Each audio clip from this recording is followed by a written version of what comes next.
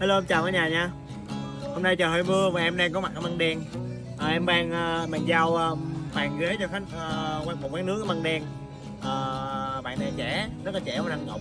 Bạn thân nghiệp ở Măng Đen và mọi người xem clip cái quán lúc em bàn giao bàn ghế cho bạn nha. Quán chưa hoàn thiện đâu, nhưng mà mình thấy cũng rất là đẹp rồi đó. Bây giờ mọi người xem clip nha.